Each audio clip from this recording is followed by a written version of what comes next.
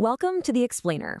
Today, we're diving into a really powerful vision document that totally reimagines the future of technology, but through an indigenous lens.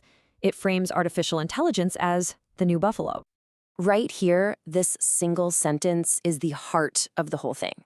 It uses the Lakota word tatanka and the Blackfoot word iniwa to reframe AI as the new brother buffalo. And that's a profound metaphor. So let's unpack what this actually means for sovereignty, for reconciliation, and for the future of technology on Turtle Island. So to even begin to understand the metaphor, we have to understand the original buffalo. And not just as an animal, but as a relative, a provider. Something that was absolutely central to indigenous life for thousands of years. You have to understand, this relationship was one of sheer completeness. The buffalo gave everything. I mean, with over 150 documented uses from just one animal, it was a masterclass in sustainability and reciprocity, long before those words were trendy. Nothing was wasted. Everything was honored.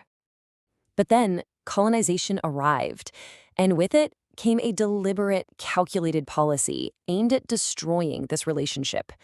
The goal was brutally simple: undermine indigenous sovereignty by removing its very foundation. At their peak, just think about this. Tens of millions of buffalo roamed the plains. And this wasn't just some ecological wonder. It was the foundation of a thriving, independent economy and a deeply rooted culture. And then, this. From 30 million to fewer than 300 in just a couple of decades. And let's be clear, this was not an accident. It was a targeted slaughter, a calculated act of genocide by starvation. This loss plunged entire nations into dependence on a colonial state. It just severed the economic, spiritual, and cultural ties that had sustained indigenous peoples for millennia. The loss was, well, it was immeasurable. Okay, now fast forward to today. A new resource of unprecedented power has appeared: artificial intelligence. And with it comes a critical choice that really echoes the past. And when you lay it out like this, the parallels are stark. Instead of hides and meat, now it's indigenous data being harvested without consent. Instead of land, it's algorithms and IP being claimed by outside corporations. This is what's being called digital colonialism, the buffalo slaughter of our time. And this brings us to the central question posed by the manifesto. It really forces a decision between two vastly different futures. Is AI going to be a resource to be extracted and exploited, or one to be raised and honored? This question really presents two starkly different paths. Path one is just a continuation of those historical colonial patterns, which leads to deeper dependence. But Path two imagines a future where indigenous peoples don't just participate in the digital economy, they lead it. Now, this vision isn't just a warning, it's a detailed roadmap for choosing that second path. And it all starts with establishing some fundamental principles of control over this new resource. The foundation for this whole roadmap is a really powerful framework, OCAP. It stands for ownership, control, access, and possession. And this isn't just some guideline, it's a declaration of absolute sovereignty. It establishes the legal and ethical right for indigenous peoples to control their collective data, period. And the plan is to turn that sovereignty into real, tangible economic power.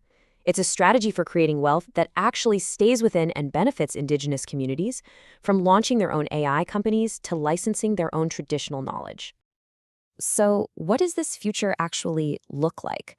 The document paints this incredible, tangible vision for the year 2050, and it tells it through the stories of the next generation of indigenous leaders.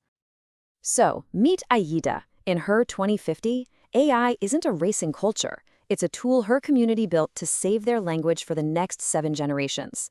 It's technology in service of heritage.